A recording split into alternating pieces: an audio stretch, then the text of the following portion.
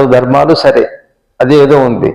కానీ పవిత్రమైన భావాలు, పవిత్రమైన దృష్టి, ఆ తలుపు తెరుచుకుంటే ఇంక ఏ కష్టం రాదండి. మనకే కాదు, ఎవరికీ రాదు. నీతో పాటు అందరికీ. అందరూ బాగుండాలి, అందులో నేను ఉండాలంటే అర్థం ఏంటంటే, నేను బాగుంటే అందరూ అందులో ఉంటారు. అది కొద్దిగా తేడా.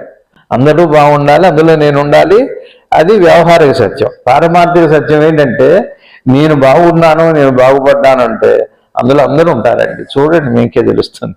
కొద్ది తేడా. ఒకటేమో వ్యవహారిక సత్యం, సమాజం వైపు అందరూ బాగుంటే అందులో నేను ఉండాలి అంటే నేను కూడా నా క్షేమం ఉంది.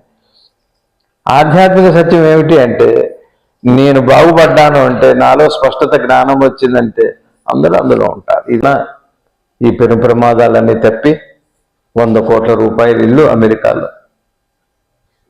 ఆ తగలబడుతుంటే పారిపోయారు. ఏం చేస్తారు, వదిలిపెట్టి వెళ్ళిపోయారు సినిమా యాక్టర్. అక్కడ చిత్రం, కాలిఫోర్నియాలో ఓ పక్క మంచు, ఓ పక్క అగ్ని ప్రమాదం, ఒకటి ఏరియాలో.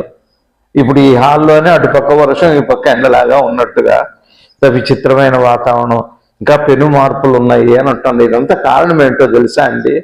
సమాజంలో ఉన్న దక్షిణాయనమే. బాగా గుర్తుపెట్టుకోండి. ఏది మనం అనుసరించాలో అది అనుసరించట్లేదు, ఏది అనుసరించకూడదో దాన్ని చక్కగా అనుసరిస్తున్నాం. ఏది హితమో దాన్ని వదిలిపెట్టాం, ఏది అహితమో దాన్ని స్వీకరించాం. ఇది మారాలి.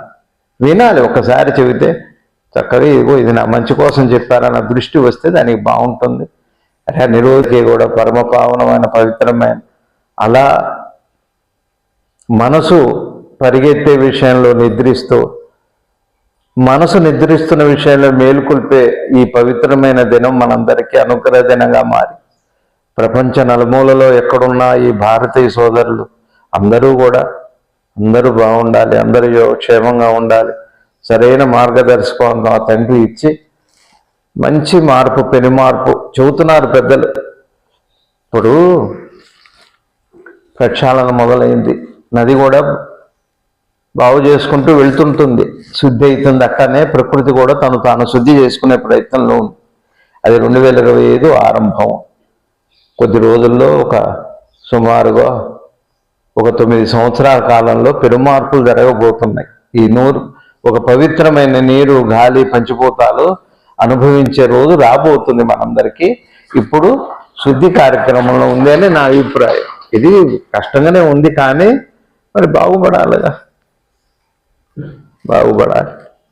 దేశం బాగుపడాలి అంటే మనం దక్షిణాయనం నుంచి ఉత్తరాయణంలోకి వెళ్ళాల్సింది. అదే క్రాంతి. క్రాంతి అంటే చీకట్లో నుంచి